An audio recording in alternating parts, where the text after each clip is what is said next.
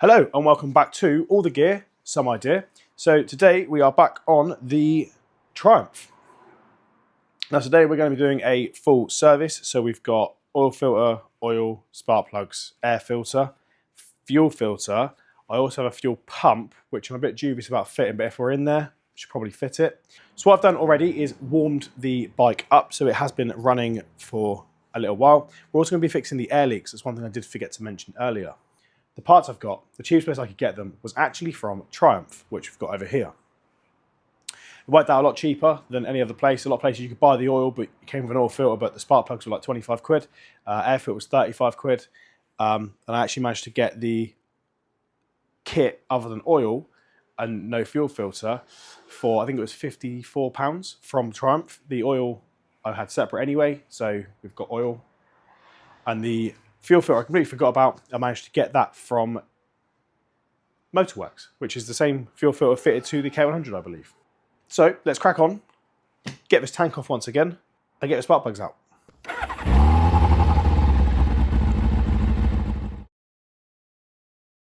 And there we have it. Fuel tank is off, airbox is off. The airbox was removed in a previous video anyway, so it just sat on top.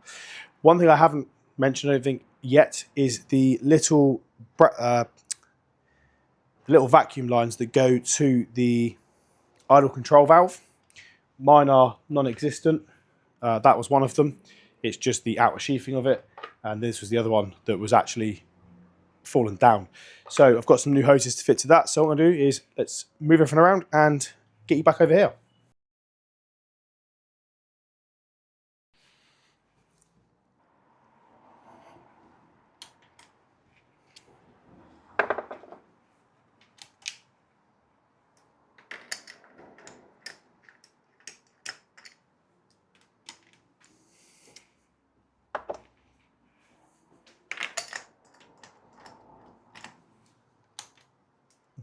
Okay, so spark plugs are here. They're a bit black, probably old. They've been in the bike for a long time, I'd imagine. I've got no history of when these were last changed. But we do have the new ones from Triumph. I've already gapped them. We just need to fit them. But they are DPR 8EA9 NGK spark plugs. So let's get these fitted and then continue with the service.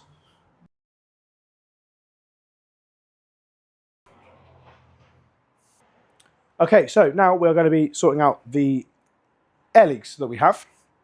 Spark plugs back in, core packs are back in, which is fantastic. The air leaks themselves are going to be refixed by this 6mm hose. The reason for that is I haven't even looked for the original stuff, but I guarantee this is cheaper. I think this was about £5. But as you can see how sort of broken and brittle it is on here, there was one on here which is this, and it's just fallen apart. So we're going to get this off to be able to fix it. Now on the diagram that I found, it does show on 1 and 3 it tees off to other places. Now I can't find exactly right now where that goes to, so it's something I'm going to have to look at a later date and then fix it. One of them I'm presuming could be the fuel pressure regulator. The other one I'm not sure, but I've got a feeling someone may have put the Scott oiler into it as well. So it's one of those things I'm going to have to look into it and go down that route. But let's get this fitted so we can fix these air leaks. So that's on there.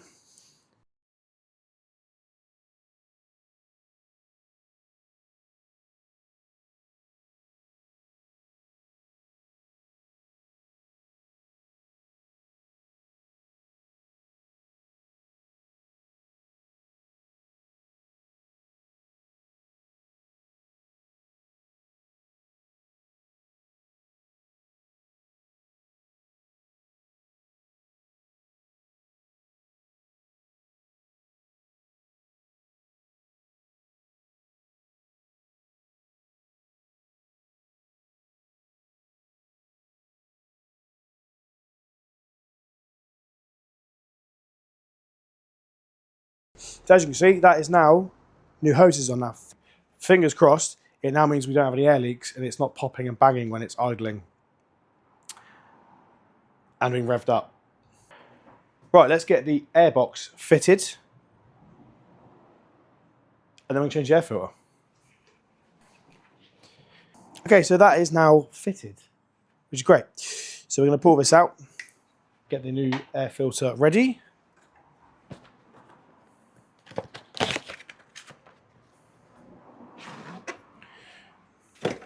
Lovely. So that way. Pops in that way.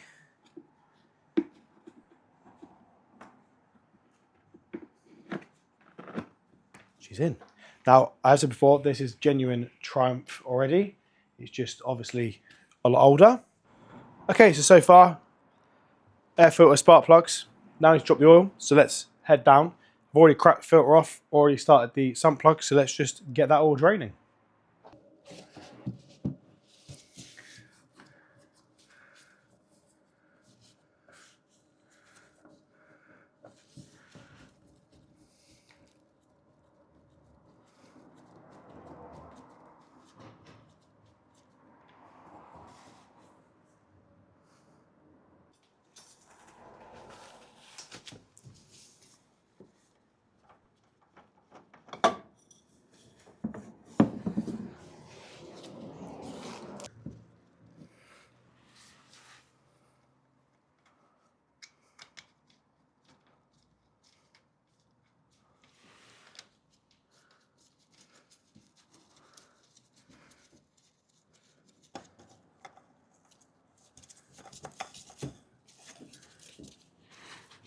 Oil filter's in, sump plug's in.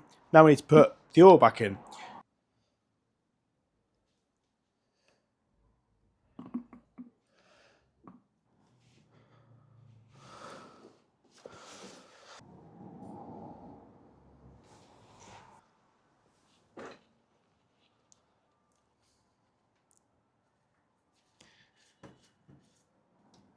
That's the bike as well.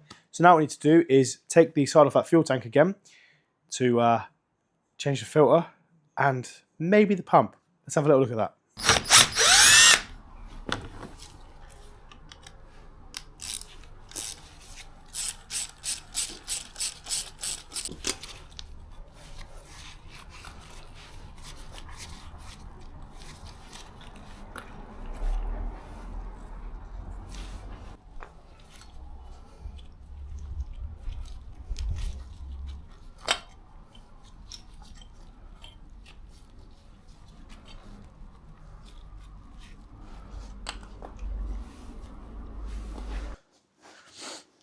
So what I've done to get that on there is rested it on, pushed it on slightly, and then hit a little socket over the top of it so that it pushes in and locks that in place.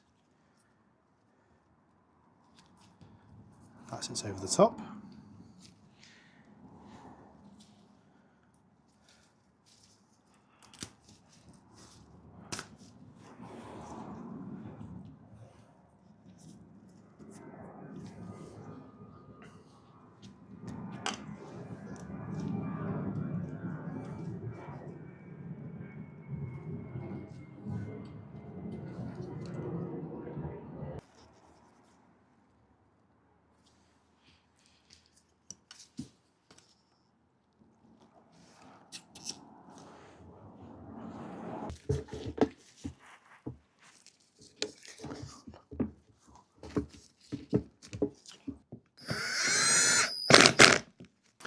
Perfect, so that is the service all completed. Tank is back on. Had a fuel leak last night from one of the unions. I managed to get some O-rings that have now managed to fix that. It's not the actual union that goes into the tank that's plastic. It is just a O-ring that I've obviously damaged when putting it back together. So that's all sorted now. Haven't yet started it. All I need to do now is erase the engine management faults because obviously I've had it turning over with stuff unplugged. And once we've managed to do that, I can give it a start, get it warm, check the engine oil, and go from there. So as you can see, we've got quite a lot of codes in here due to it being unplugged when turning it over. So we're going to clear them now. Perfect, that's now all the codes cleared. So what we can do now is hopefully start it.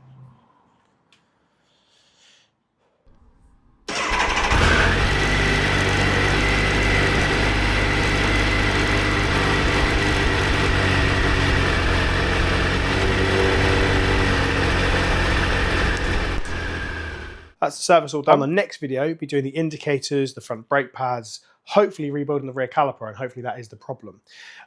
Checking the wheel bearings, and just going for a little bit of routine maintenance other than a service. Thank you for watching. Don't forget to like and subscribe, and for notifications when we release more videos on the Triumph, the K100, the R1, and Lee's Cortina, hit the little bell icon.